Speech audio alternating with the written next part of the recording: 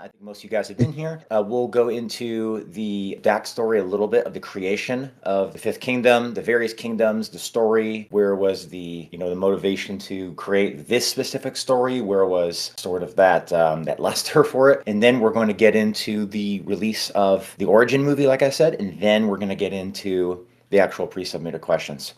So with that, we'll go ahead and get started, and I'll pass it over to Zulfiqar. So as you know, I'm Fish Shadow. I'm one of the four founders here. I focus primarily on business and ecosystem strategy, more into the infrastructure and the systems part of business, which is why you probably don't want me writing the story particularly. I have opinions and insight on it, but definitely not the creative visionary behind creating stories and characters and origins and things of that nature. But one of the four founders here, and as a lot of startups, I have a lot of Web3, but also a lot of Web2 business experience. And, a startup, you typically are wearing a lot of hats. So even though I say, hey, business, ecosystem strategy, things of that nature, you do a lot of things. That's just kind of how it works. And as well as Zulfiqar can attest to that as well. And with that, I'm going to go ahead and I'm going to pass the mic to him. He can make a quick introduction, and we'll go into sort of the story and how we came up with this and how it all came together. Thank you. Assalamu alaikum, everyone. It's your boy Zulfi. Today's going to be a fun day. Shadow just said, he wanted me to describe how we came up with this. That's a hard question to answer, which, by the way, the submitted questions were phenomenal. I can't wait to get into them. But I'm Zulfiqar. I'm in charge of the creative and background architecture. I make sure that everything we do within Fifth Kingdom feels like it's part of an immersive world. This story, there's just so many elements to it, like good poetry. You could read it 10 times and get 10 different things out of it. First thing is that it's the Fifth Kingdom because there are 4 kingdoms that came before it. This is a storyline I've actually been working on for maybe like 10 plus years. It was my own little, it originally started out as a Forgotten Realms Dungeons and Dragons campaign that I was working on when I was a teenager, and then it evolved. There's a lot of different elements that come into this. I'm inspired by a lot of different writers: E.E. Knight, Raymond E. Feist, George R.R. Martin, Robert Jordan, all the greats, Robin Hood. Yeah, so anywho, Fifth Kingdom, what does it come from? I mentioned this in a previous AMA, but this is the 5th project that Shadow and I have worked on together as part of a team. He and I both were consultants for a project 4 years ago, and then we ended up meeting at another one, and it became one of those running jokes where I was like, oh, they got you too, huh? So this was our, and the thing about the Fifth Kingdom is this is our first time being at the helm. This is where we're not hired by people. We're not part of a team. We are the team.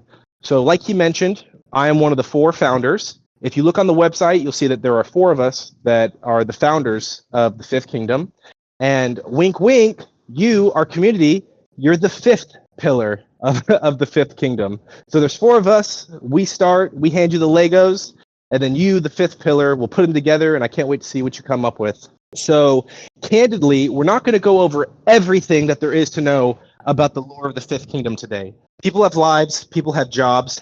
I will talk for 10, 12, 13 hours just about Delvers. My goal, inshallah, is that when you come here, you are going to be able to step into a world that feels real, that feels like if it was any more real, you could put it in your pocket or eat it.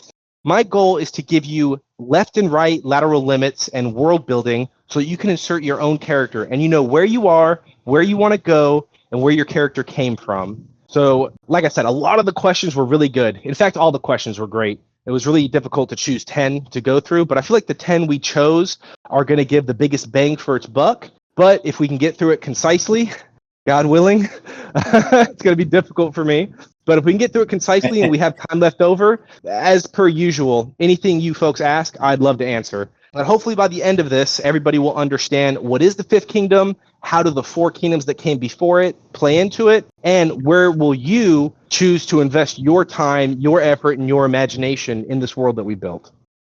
Zulfiqar, when people come into a project, they see the story and they say, "Oh, that's a great story. You could do this and this," and then they get immersed into the characters and they start sort of in their own minds imagining where the story could go because the story exists. right? But when you come into something and you have to, as a founder, give birth to a story in a world that does not exist, is that an overwhelming kind of concept to give birth to something that literally does not exist out of thin air and create kingdoms and stories and backstories and the politics and the weather and the actual character? Is that just a massive undertaking that's overwhelming, or is this just something that just comes naturally?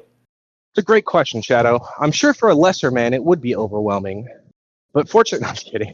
I'll tell you what. You've seen me. You've seen me. I've been whelmed, particularly this week. Working on things. I am whelmed. But like I said, this is not something new. You and I have worked together for a while, and what's funny is, folks, I'll put something in the story, and Shadow will mention, wait, isn't that kind of like something we mentioned for this project? I'm like, yeah, it was my idea, and now I don't have somebody messing it up, so we're going to get the everyone's going to get the Gordon Ramsay beef Wellington, okay? It is whelming, though, because everything we do at Fifth Kingdom, we want it to be worth people's time. This is why we built the game before we launched. This is why we're building the world before we launch. This is why we're building everything before we launch. Everything about Fifth Kingdom is about quality, and it's about making sure that when people come here, what they start to build is based off of an infrastructure and a baseline that's already established. So it is whelming. It's a lot, particularly if you care about what you do. And I don't think, other than my children, I don't think there's anything I've cared more about than this project. And so, again, God willing, I'm hoping that when people see what we've put together, you'll understand that there was a lot of care that went into this. And it's a bit of a balance between creating a world that is already static and established and leaving a little bit of mystery so that people can fill in the blanks themselves. You shouldn't, like, when you go to create your character, you shouldn't feel like you have to know everything about the history of Yulan or everything about, the mystical classes of Kamara. You should be able to have a gist of what it's like and then be able to insert your character. And one of the best parts is that, folks, I'm going to read your fan fiction. You think I'm not going to? I'm going to read your stories.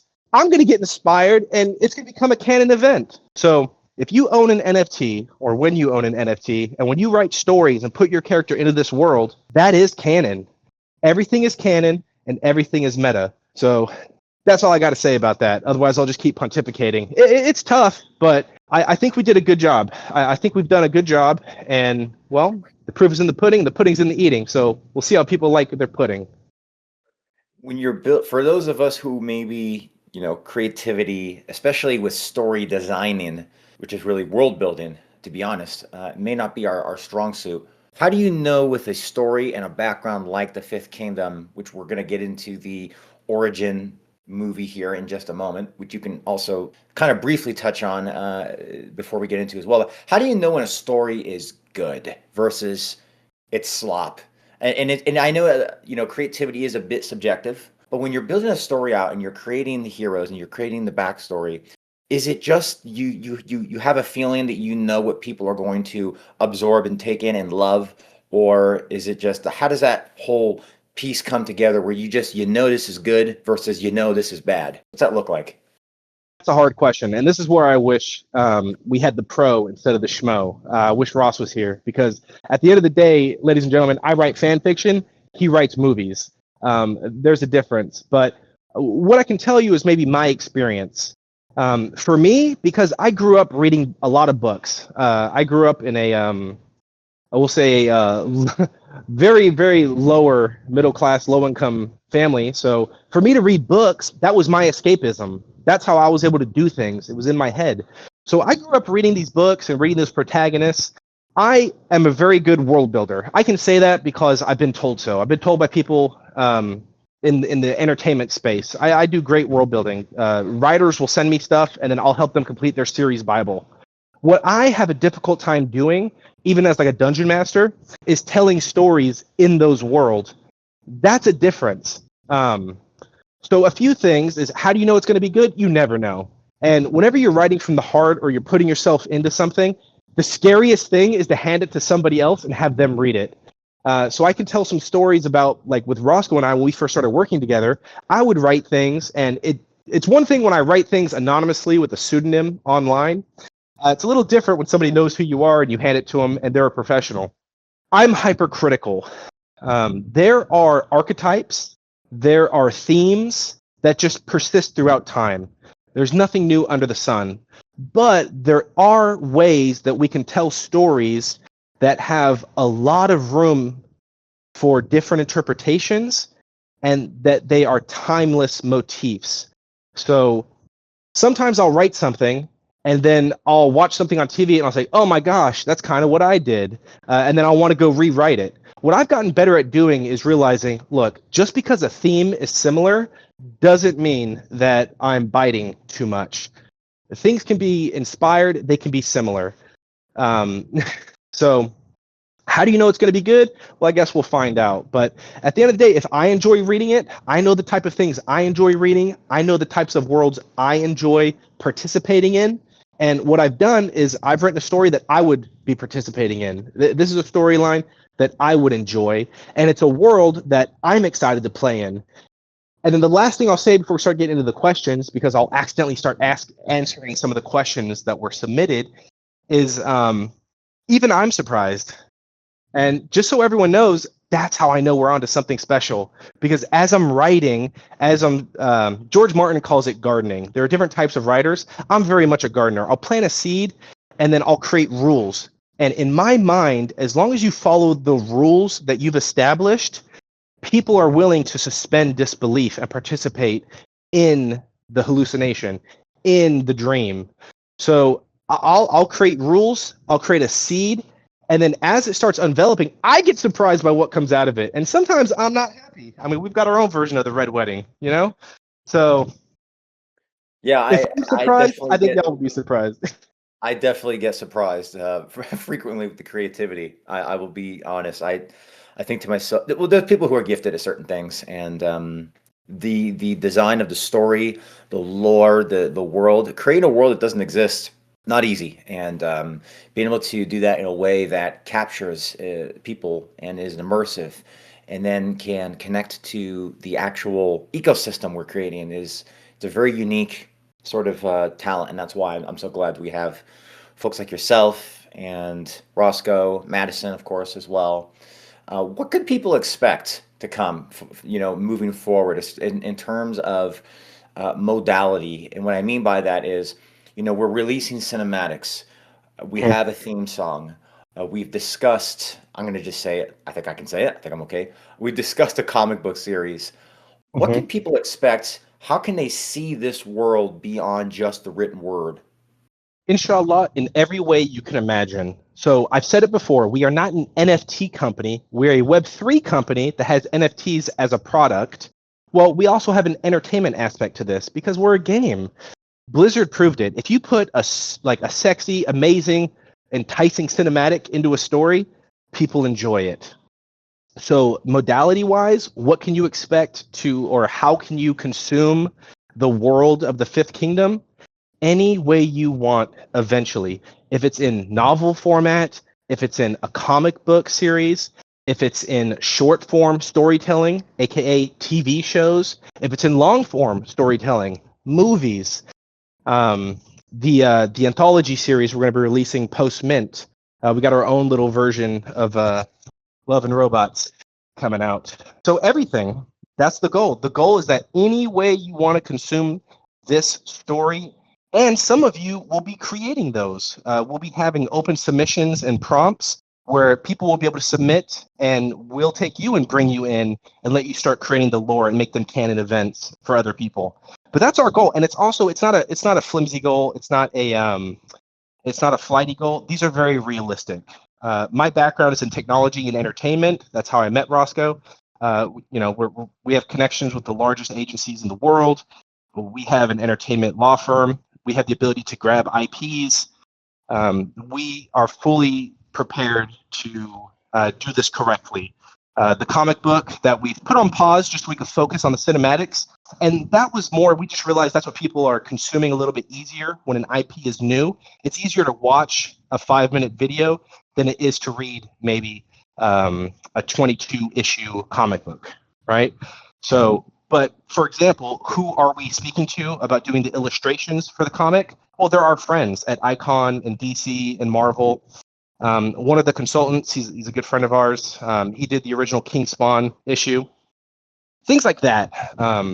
what we put together, again, it's going to be worth your time and your money, God willing.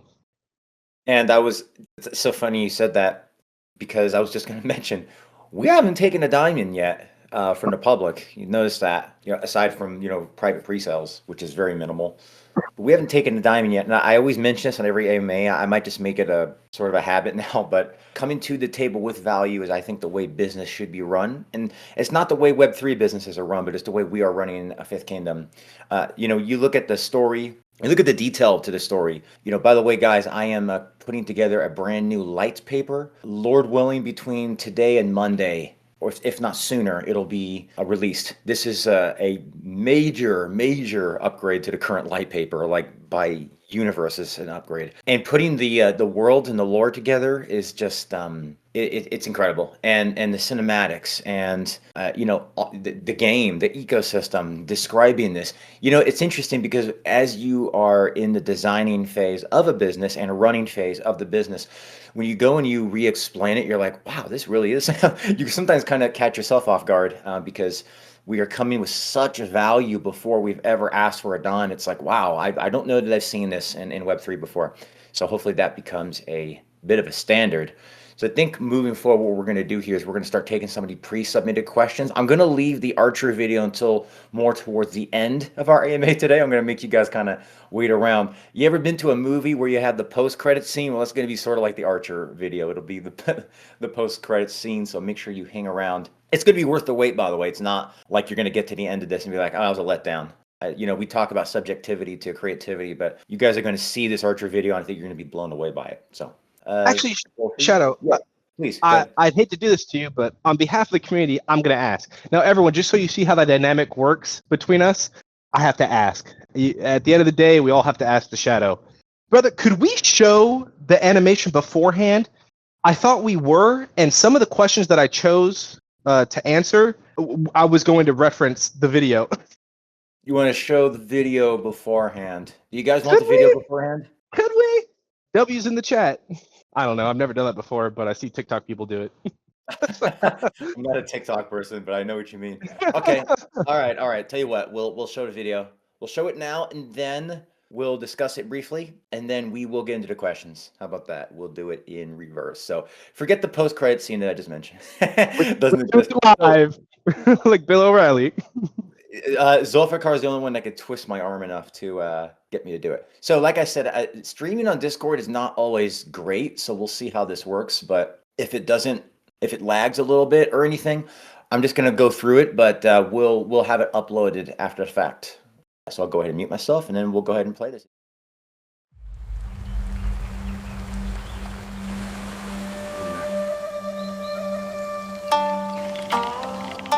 Choose your target wisely. The wind carries your spirit.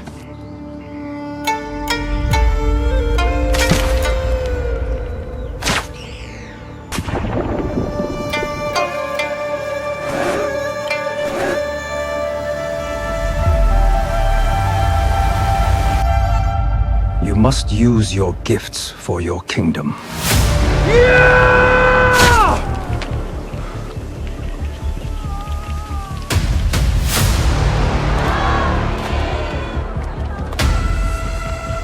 Protect those that cannot protect themselves.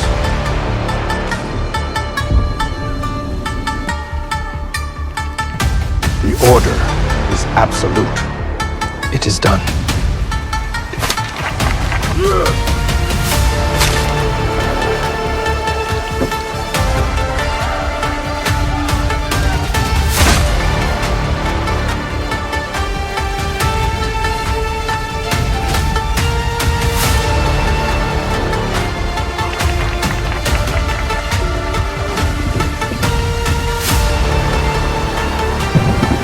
The path ahead is paved with ash.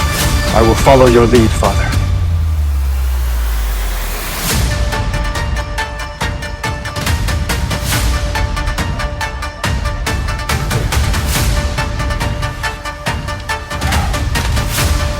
Be careful.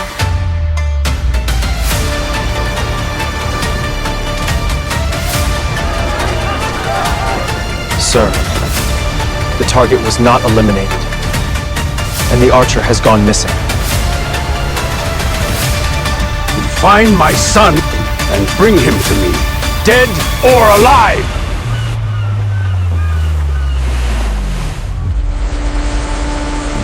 The Fifth Kingdom is seeking workers, men and women alike, clearing the caves in the outer border. Only the strongest need apply. We need delvers.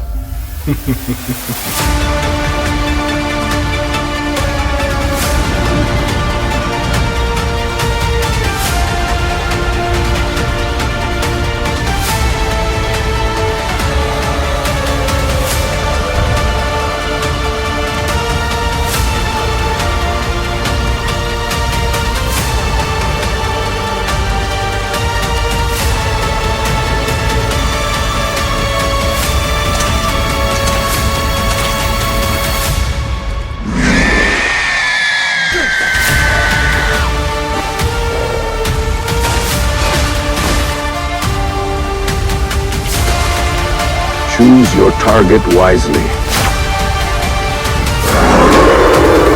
The wind carries your spirit.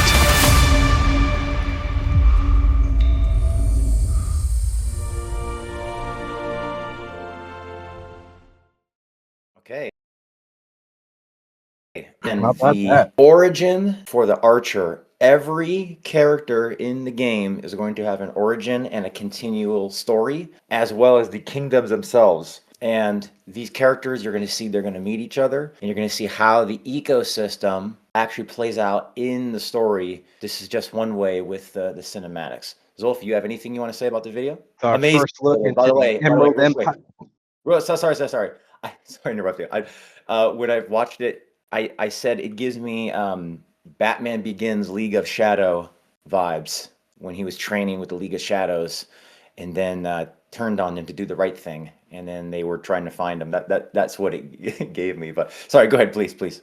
No, I can see it. You know, his father's a bit of a Ra's al Ghul type character for sure. Everyone, that's our first look at one of the backstories of one of our first 3 entry-level classes, the Archer, which was a fan favorite early on in the alpha. If you all remember, people thought that the Mage was a little bit too much of a glass cannon, and the Guardian had a little too much of a skill gap to get good at. So that's why we elected and started working on the Archer first.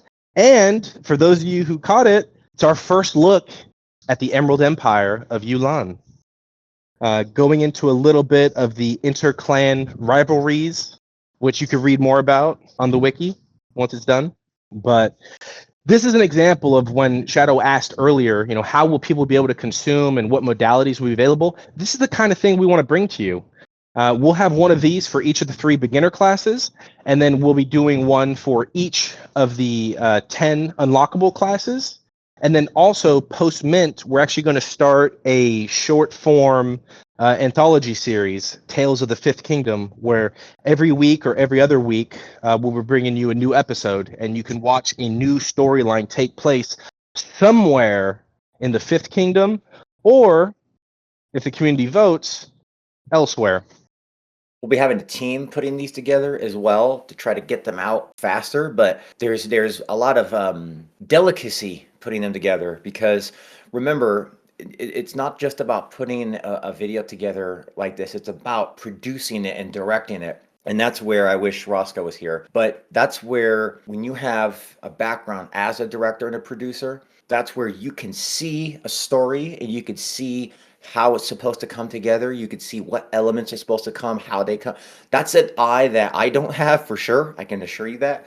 And a lot of folks just in Web3 don't have. So being able to take that talent and that skill and the imagination of Zulfi and the vocals of Madison you're gonna see something come together. Guys, this is just the cinematic storytelling side. This is not the ecosystem. This is not all the stuff that we've built into the game. By the way, major game update coming hopefully Monday.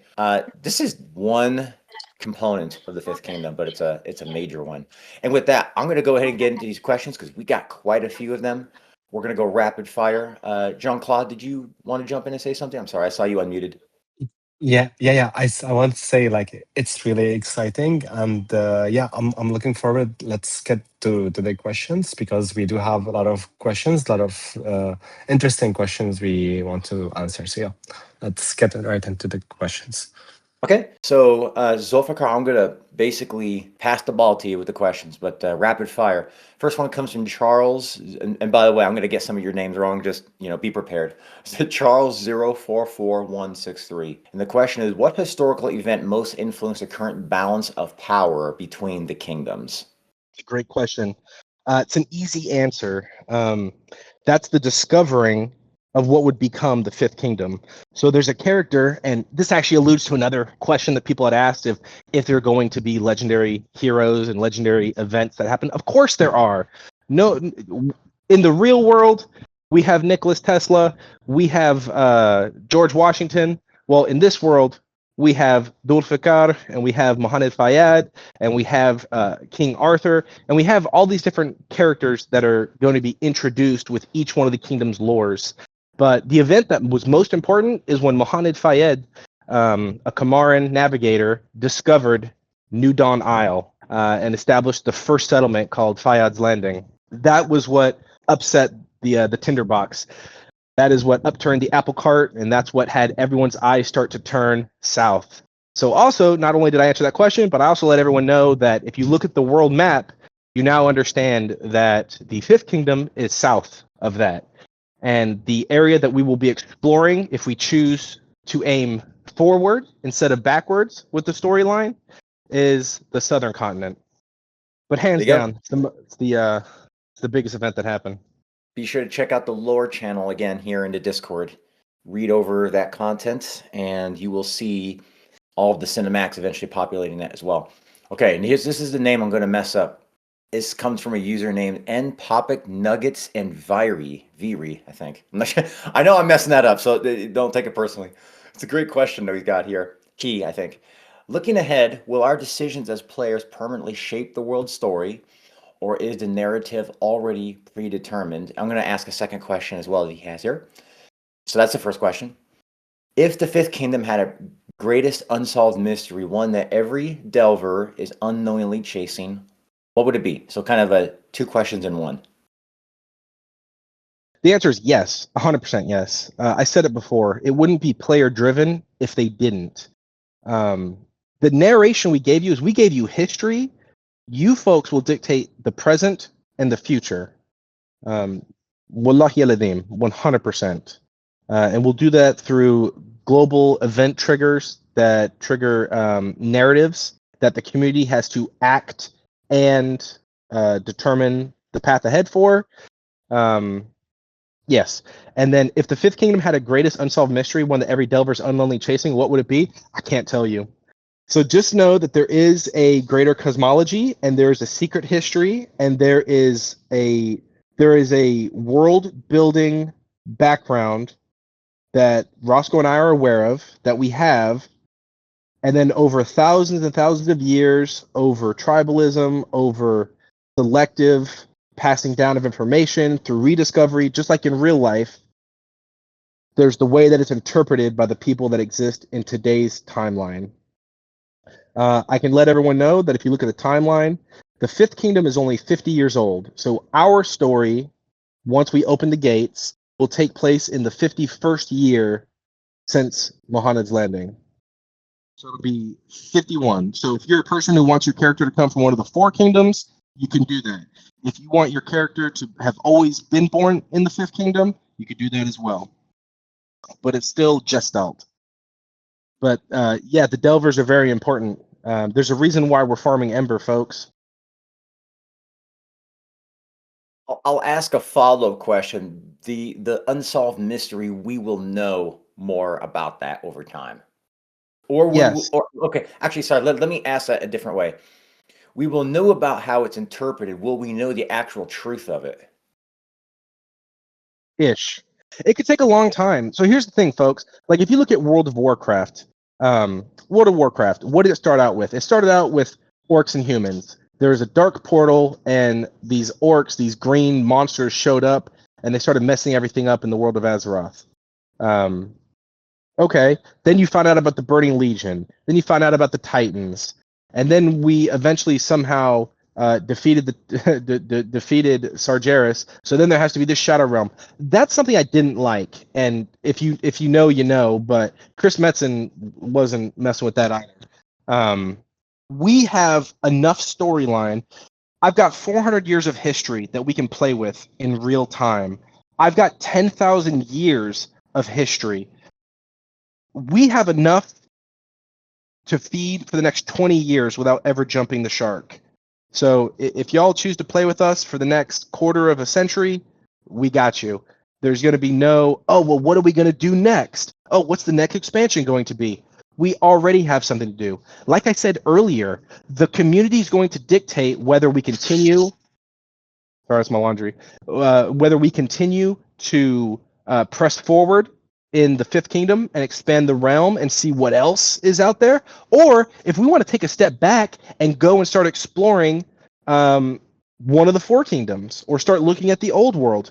We have created a situation where the audience gets to tell us whether we step forward or move backwards or both. I like to call it decentralized storytelling. How you like that? I'm just coming up with that on the fly. TM, we've never used that. We've never used that in the back office, folks. He just made that up, and I love it. All right. Blink001 asked, we know that every lord has a randomized influence tier, but from a lore perspective, does this tier represent their noble bloodline from the old world, or is it based on the wealth and the power they've managed to seize since arriving in the Fifth Kingdom? It's both. It's both. That's sort of up to you to dictate. Lore-wise, I can say it's both because, yes, your influence is going to be dictated about how good you did in school, where you come from, who your parents are, what you've done, the friends you've made along the way. But that's up to you to kind of dictate. And don't forget, even a baseline lord, even if you're a common lord, you're still better than a schmuck. So even that 1% discovery rate is still better than somebody else who has no discovery rate. Exactly. So the answer is yes, but you get to pick. I don't want to tell you how to play your character. I really want people to have a little bit of self-ownership and, dare I say, sovereignty over their user experience. Well, that was one of the reasons I made that strategy video, not to tell people what to do, but to show people what you could do, to show people the decisions that you might be facing. So if you haven't checked that video out, it's about a 12, 13-minute video, but check that out. That will give you some idea about the strategy within the household. There's a question here about the hatchery, and I know you're probably itching to answer. Anything with Zulfiqar and dragons, by the way. If anyone wants to get on the good side, dragons. Just mention dragons. He'll be your best friend forever. But I grew up on the Dragon Riders of Pern. They've been a part of my childhood. I love them. What did I say? What did I say? First Ace One. So asking about the hatchery and nurturing dragons. What is the lore behind the dragons? Are they ancient guardians? Are they a new force that are taming and sort of reshaping the new world? What's the story behind the dragons, or do we need to wait to find out? I was going to make you wait to find out, but I chose this question, and then I regretted choosing it because I don't want to give too much away. If there are any Whovians here, I'm like Riversong. I know what's going to happen, but spoilers. I can say this. Dragons have been extinct for a while. There was a time where they existed. Our take on dragons is a little different than traditional takes on dragons. The last dragon was killed by an ancient Kamaran hero known as Zulfiqar, the Spinebreaker. And he used a two-pronged heavenly sword to do it. If you know, you know. But yeah, so the idea is going to be that when we reintroduce dragons, it will be something that's discovered in the realms of the Fifth Kingdom. There will be a requirement narratively by the community in order to reach that milestone. And when they do, the relationship between a person and their dragon will be unique. And then there will also be a differentiation between people who bond with dragons, and there's a little bit of an Aragon type feel there, and people who simply raise, breed, and use them as beasts of burden. You can go two different ways. There's different types of dragons, and the relationship between a human and a dragon may dictate their sentientness or how they imprint both ways between the person and the dragon. But they are archaic, ethereal chaos forces given physical flesh. I'm not giving too much away, but imagine Nurgle in a dragon body. If you know, you know. I'm And if getting you the don't, references. Google it. Yeah, I'm getting the references. By the way, people in the chat are still loving and talking about the Archer video. I can see here. That it's hard to get into the questions and read and speak after you watch something like that. It's a change in energy for sure. These are all really good questions. This is a question is it's two questions, but the second part has to do with how the gameplay and the lore are going to play together. No pun intended. So D Young Prof is asking, because the old world and the four crowns, they're sort of the foundation of the entire universe. The first question is, what was the major event that caused the world to move beyond the era of the four crowns? And then the second question is, how much of that history will we be able to uncover through gameplay other than reading lore exclusively? This is a really good question. So I mentioned it before. It was when the explorer Mohammed Fayad was able to get through the Southern Sea and actually discover New Dawn Isle. It wasn't called that at the time, but that's what we're calling it now. So the island that the citadel of the sovereign sits on, it's called New Dawn Isle. The Four Crowns, they are the foundation. He discovered that. How much of the history? So here's the thing. The history that I'm giving you is what people in those lands would know. Things that people would know. What we discover through the storyline are going to be things that the people in the Fourth Kingdom are unaware of, don't talk about, or have forgotten. So 100%. What we discover moving forward will uncover things that could be uncomfortable or exciting. Sort of like, when they discovered all those tablets in Sumeria, Nippur and whatnot. So it'll be exciting. I hope that answered the question. You won't have to read the lore if you don't want to, but you will be able to dictate what happens in the future and find out things that happened a long, long time ago.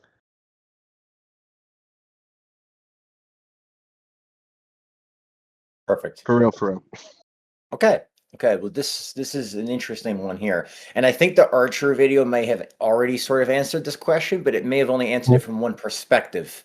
Captain Easy 32 is asking, what does it actually mean to become a Delver in the story? Are they explorers like by choice? Are they survivors seeking opportunity? Are they protectors of forgotten knowledge? Are they individuals drawn in by sort of a larger calling? We saw that answered from one angle in the Archer video, but overall, how would you answer that? Yes. That's an easy yes. Captain Easy 32, everybody. The answer to that question is yes. It's all of the above. What brought you to crypto? Let me ask you that question. It's a rhetorical question. What brought you to a digital space? What brought you to a new technology that's unproven and rife with scams and people having negative outcomes? What keeps drawing you back?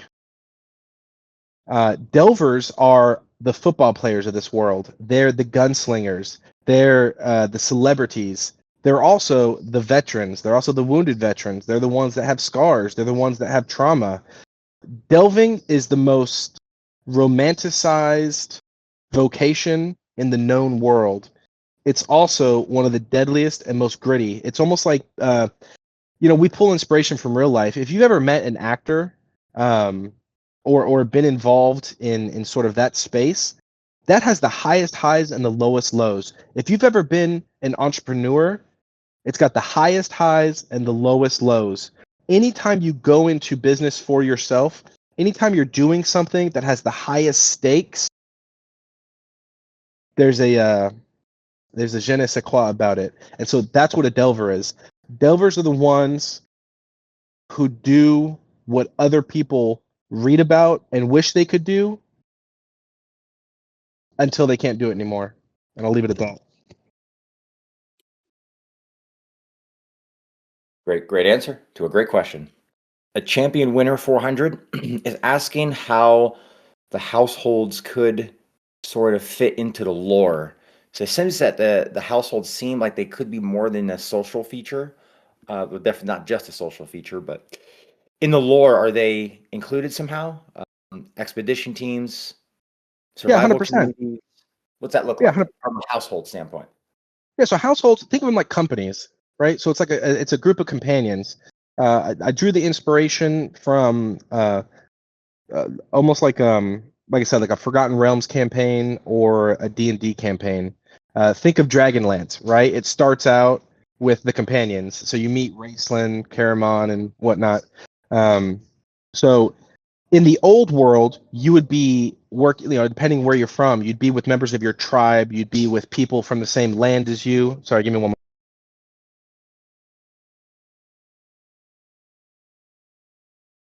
in the Fifth Kingdom, people team up based on what they can get from each other and what they can offer. So it's a little bit more of like a party creation. So think of it as a group of that's why we call them companions. So the households, it definitely has a lore element to it because households are groups of people who have teamed up because they know that together they're going to be able to get ahead. I hope that answered the question. So instead of being tied to people from your tribe, from your bloodline, from your family, it's just groups of friends who team up and say, "Hey man, what if you did that? What if I did this?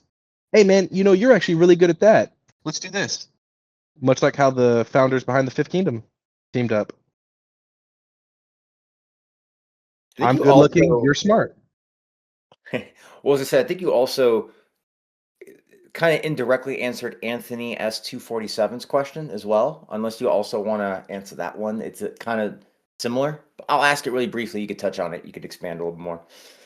He wants to know if the household can build a reputation that becomes part of the world's living history. So again, it's the connection of the household to the lore specifically, and whether or not they will build their own sort of reputation. You touched on it already, but maybe you could expand just a little bit.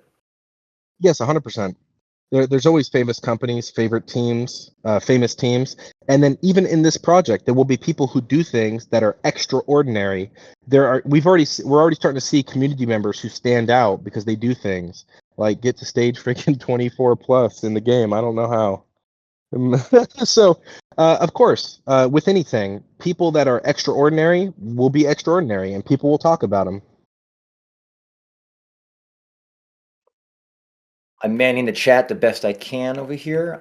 Just to reiterate, big update to the game coming. Should be Monday. Should be Monday at the latest. It was going to be today, to be honest, but we wanted to add a couple more things. This is a very standard operating procedure for me and Zulfiqar. Can we do this and this, please? We try to squeeze one more little drop of juice out of that lemon, and so it's going to be pushed to Monday along with the light paper. And we are building out the wiki, and I know that there are more cinematics being worked on. The Archer was just the first. Guys, there's 13 characters in the game. There's multiple worlds. These characters have, this is the origin. This is just their backstory. This is not even, progressing forward and how these characters are going to interact with the world and how they're going to meet each other. Wait until you see that. So that's all being worked on in the background as well. So in the questions, I think I'm going to butcher your name. I apologize. Osatine, I think it is. What role do guilds play in the balance of the world? I know you can't wait for this one, but are they organized institutions with their own agendas, specialist communities, political forces, or groups capable of challenging the influence of the major powers?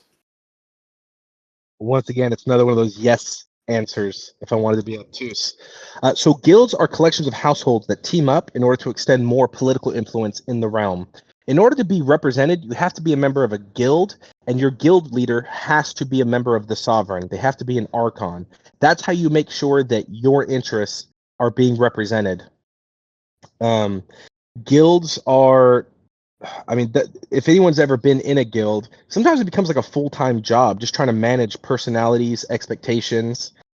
Sometimes the question beforehand was, can households, set the stage? Can households be awesome? Can they do things? Yes. And you know what happens when you have a high contributor on your team? They become prima donnas sometimes, and their egos take over. So a lot of the guilds are going to be teams of households that partner up in order to get outcomes that benefit each individual household. And guild leaders are going to have to facilitate that. If you've got to do people management, and you've got to make sure that your guild's interests are being represented in the sovereign. I have to stop there because there's another question that I'll start answering for him. Yeah. Tosin 3074 is asking about exploration. We've played a lot of different games, both crypto-based, non-crypto-based, and we can definitely commiserate with the question that usually exploration in games is typically treated as just searching for rewards. In Fifth Kingdom, how does exploration reveal sort of like the historical layers, the political, the emotional, rather than just providing loot and materials? How does that actually push the story forward? Well, one is new features. New features. Such a good question. Everything you do should feel like it matters. So we have certain events, we have canon events that are programmed into the narrative right now, but they won't, the trigger for them won't even tick until certain metrics have been met by the community. So for example, if you play the game, after stage 5, you have a 1 in 10 chance of having the mythic merchant appear. So reach stage 5, and then after that, you have a 1 in 10 chance of having it appear. We have canon narrative events. So once the community reaches a certain size, once a certain amount of mines have been come, then we start the RNG timer. And this is how we get surprised, you get surprised. Once things are unlocked, then the community has to act. The sovereign is going to have to vote. The community is going to have to be represented by their guilds. What do we do with this new event that has happened? And depending what you choose is going to dictate, what we do. And then again, just to get into the politics a little bit, I don't want to tell you what to do, but if you've ever played a game that requires socialization, politics always comes into play. Everybody at the end of the day is always looking out for number one. And who's number one? The person in the mirror. There is something called the prisoner's dilemma. If you don't know what that is, go and Google it. People will always make the decision that benefits themselves, even if there's a better decision that collectively benefits the group as a whole. It's a long-standing philosophical debate. We're going to get into some of the last questions. We have about 10 minutes or so left. We'll try to blast through these last couple questions here. Nally94AOB, I think I'm saying that right, actually submitted a few questions. I don't know if we'll get to all 5, but the first one that he submitted, I think it's a he, said, how does the lore of the 5 Kingdoms influence future gameplay mechanics, alliances, and major world events? And will player decisions eventually shape the canon of the story game? That's actually a really good question. It's kind of like, hey, how does the actual lore influence the actual gameplay? That's an interesting one because we know it goes the other way around. What about this way? And Zulfiqar, you are muted if you're talking. Well, I've got good news and I've got bad news. The bad news is my headphones just died. So I can't really hear on Discord at the moment. Give me 1 moment. I'm trying to see if I can put my speaker on, but Discord doesn't seem to want to talk through my speaker. And with that, I actually was granted by the Discord AMA gods with a little bit more time. I said 10 minutes because I had to go. I just found out that's not the case, so we can spend a little bit more time to answer these questions. I just got a notice of that from my significant other.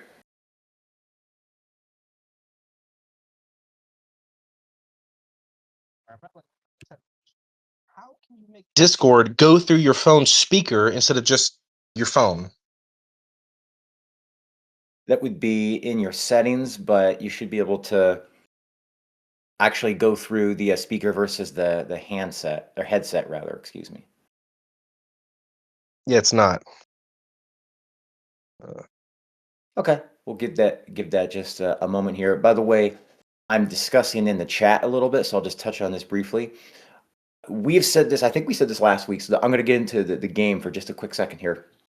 Just to let you guys know what's coming while Zulfiqar is fixing his audio issue. So we mentioned, I believe it was, gosh, it might have actually been on last week's AMA, that the embers are never going to be this easy to earn again. I promise you, this will be the last weekend where you can earn embers this easily. I promise you that will be the case because we already have a full lineup of what we are pushing out, and that update should come Monday. I don't want to give too much away, but you're going to see quite an update. It's not going to break anything. It's going to make the game better.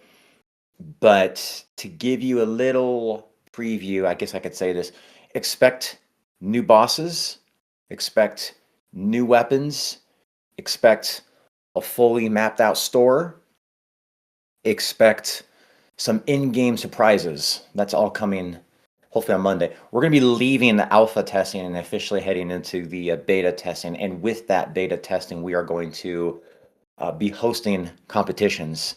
You're going to be able to win USDT prizes, and they're not going to be like tiny prizes.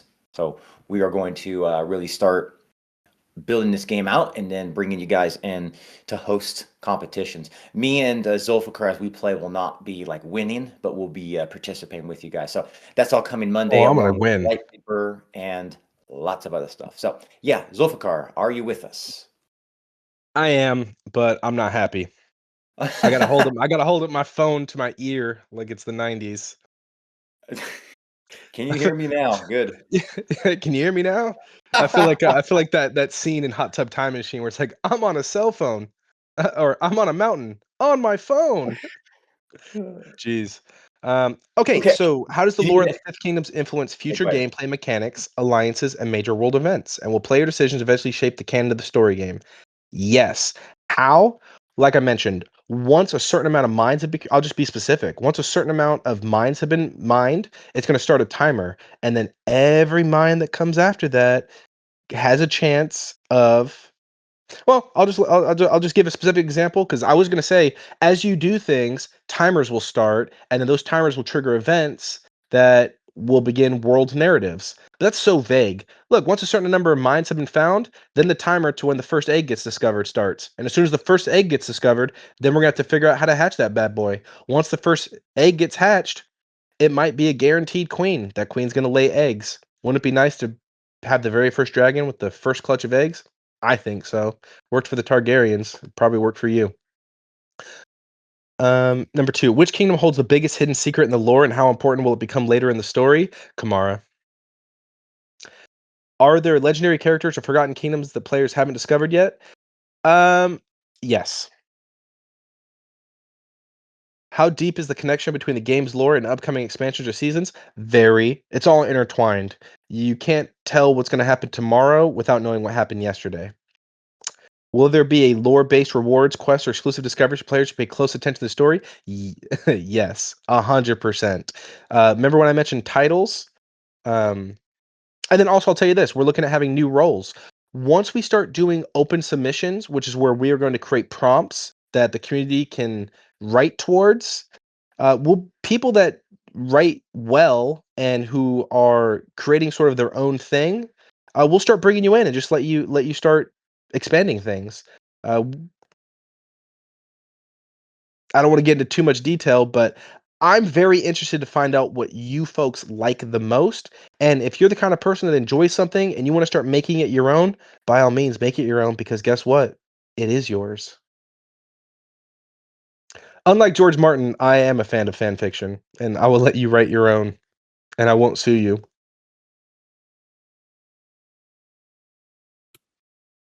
That's good to know. Yeah. So, do you want to go through the last? So, there's two more questions that he submitted. One of them was, how deep is the lore connection between the game and the upcoming expansions or seasons? How are they connected now? Well, I kind of just answered that. Yeah, well, they're connected because everything that came beforehand influences what comes after.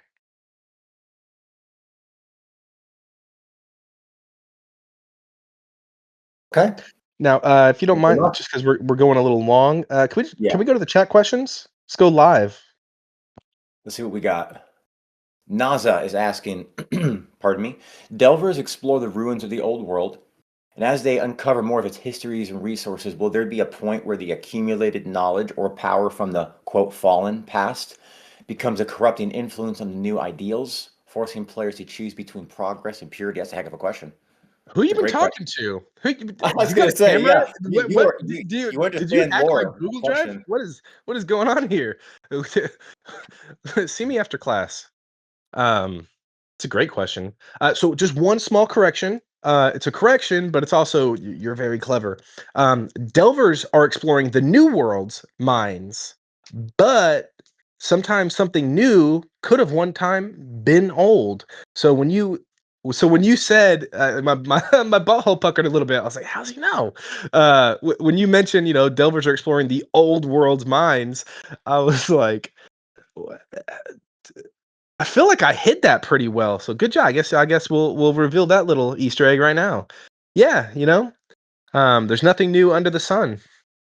So the answer to your question is yes. We will discover a lot of things. We will rediscover things, and it's just like anything in life. What happens when new information alters what we thought we knew, and what happens when we thought we knew is a part of our identity?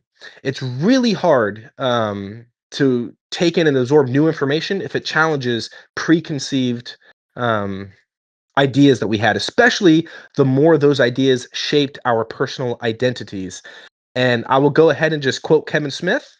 There's a movie he made called Dogma, and there's a character played by Chris Rock, and he's the 13th.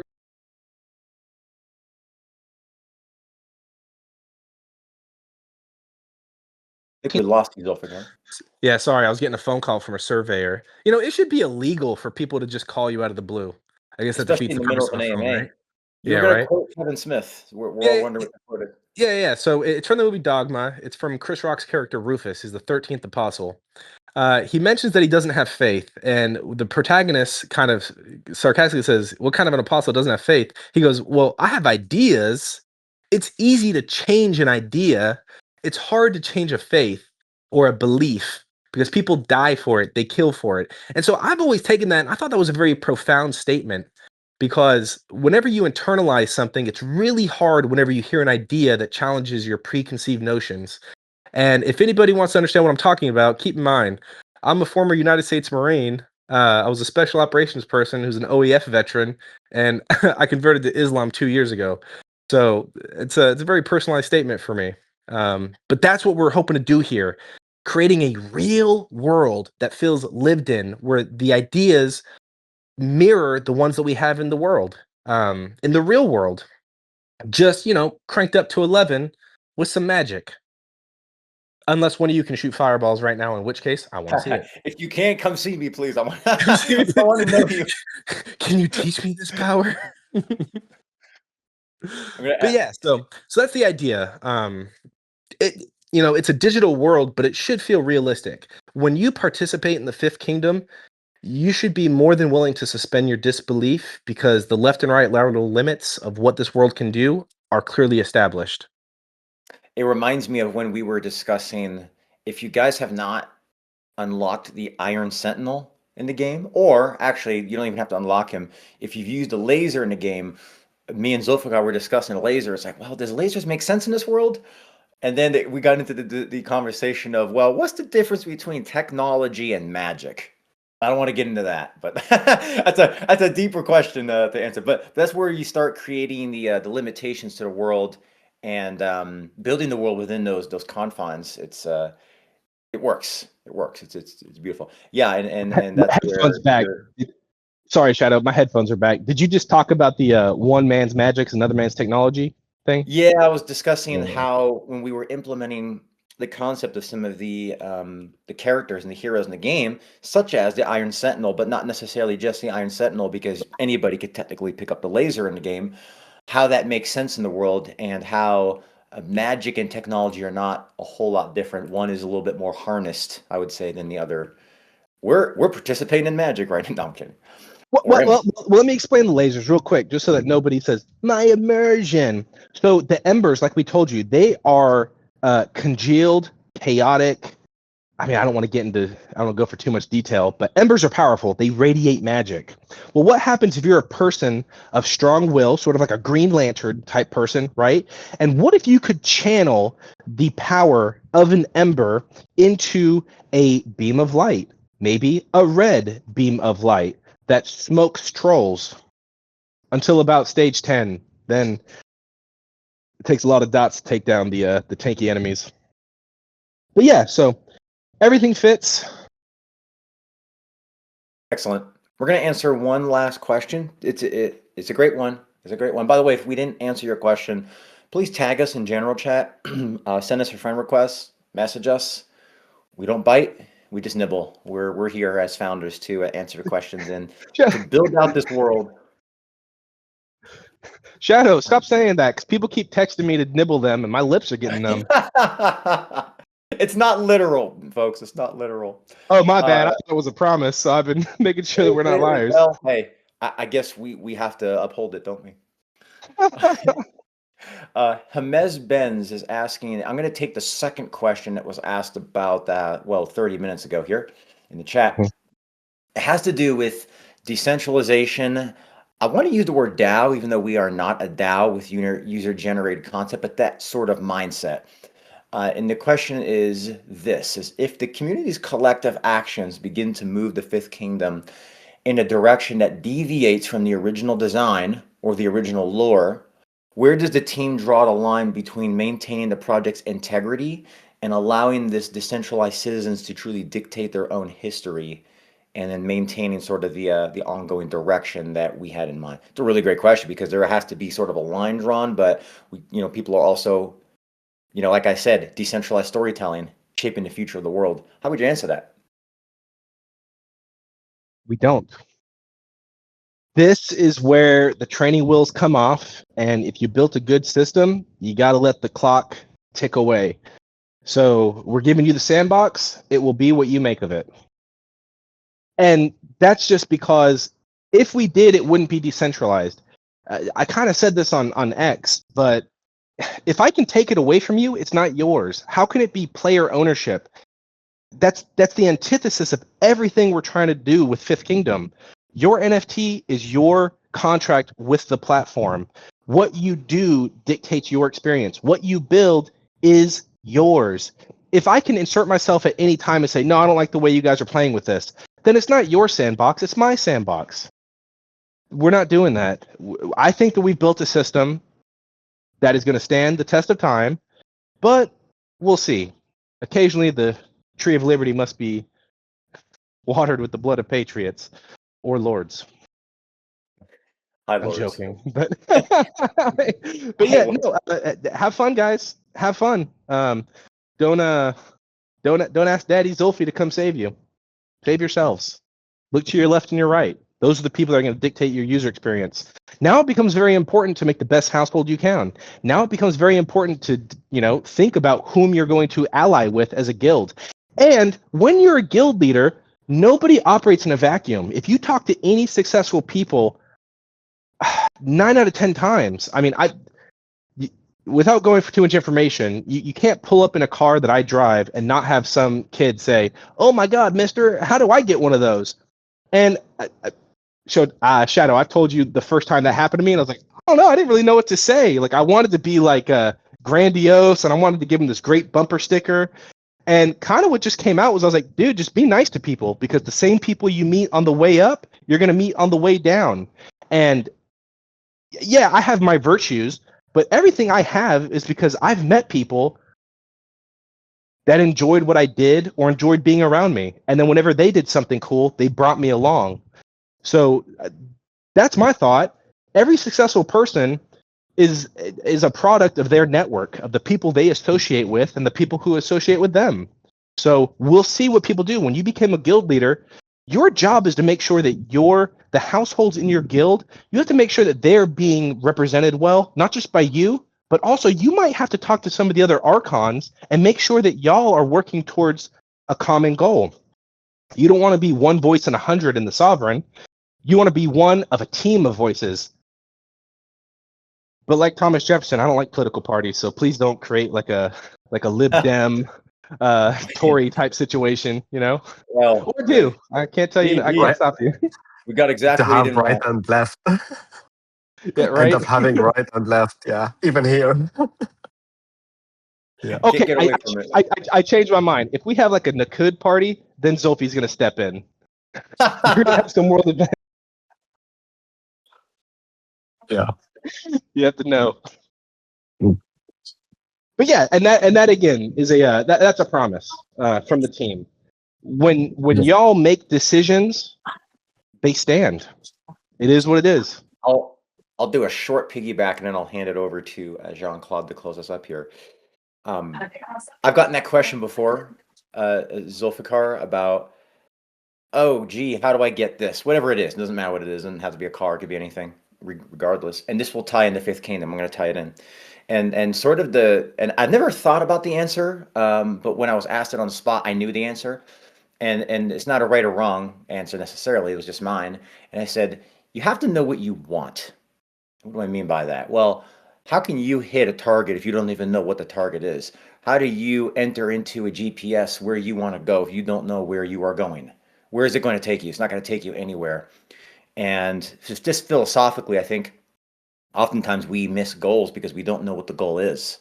If you are crystal clear about what the goal is, you can hit a target. You can't hit a target that is invisible. It's just not possible. So, how that ties in the Fifth Kingdom, and it's just a sort of it's a life philosophy, but in Fifth Kingdom at least anyway, we are not trying to build an airplane as it's crashing, for example, or rather, I think the entrepreneurial example is, you're not trying to build an airplane on the way down a cliff as you jump down.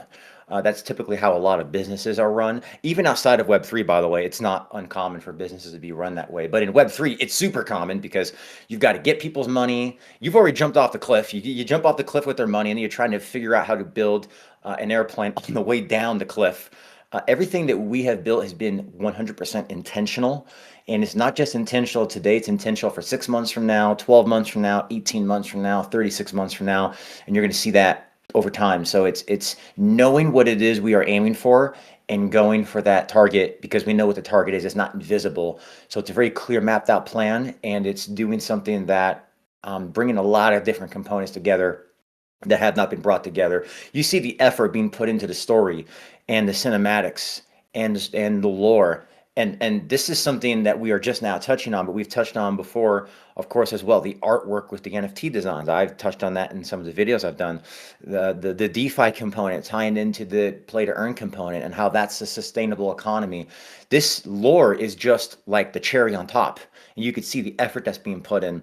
That's what you come with, and that's what you come with when you have, dare I say, competency, but also when you have a target that you know what it is and you can hit it and come into the table with value before you ask for a single penny, as I've always said. Yeah, I didn't want to say Thank it you. because I don't want to be that guy, but it's a lot like real life, right? Shadow, you said it before. In business, I mean, we get pitched a lot, right? Everybody has an idea. They don't have a product. Or sometimes they'll have a product, they don't have a business. In Web3, you guys usually see it. We said it before. I have an idea. It's going to be great. Give me your money and I might execute. Doesn't work for us. I asked the community of Worldwide Dolphins, and they all said, no, doesn't work. So we are building a product, and we hope that it's worthy of your time and attention. So that's what we're doing. That's it. And Thank you. Jean-Claude, with that, Yeah. please go ahead, sir. Yeah, thank you, Shadow. Thank you, Zulfikar. I think that was like a really good deep dive into the lore and for all the info we got and for the amazing video we saw today. And I'm really also very excited to play the game on Monday, and hopefully we get the new version before our gameplay on Monday. So be sure to be there. And I want to give you like a small like like we do have a contest upcoming contest. It's gonna be similar to the contest, to the main contest we had last week, but we're gonna make it like it's gonna be also, I'm gonna tell you, it's gonna be not only meme, but also it's gonna be like an art contest. So be ready. It will be announced on Monday. And I'm looking forward to see you all participate, because we really had like an amazing participation. We really had amazing submissions for the last contest. So yeah, so be there on Monday, also for the gameplay, and we're all waiting also the new light paper. So really exciting stuff coming, and yeah, thank you all for being here today. Thank you guys again. Feel free to tag me or Zulfiqar in the chat. Send us messages if you have questions. Again, as Jean-Claude just said, we've got lots of competitions coming up soon. July is going to be a massive month. The end of June is going to be a week actually as well, but July is going to be a massive month. We've got, like I said, major game update coming, lots of competitions. We are going to have more lore revealing with the cinematics. You're going to see, just a lot happening. So please stay tuned and be ready for that. And if there's nothing else, we will see you for the next AMA, guys. So thank you so much for tuning in. Take care. God bless, and we'll see you again.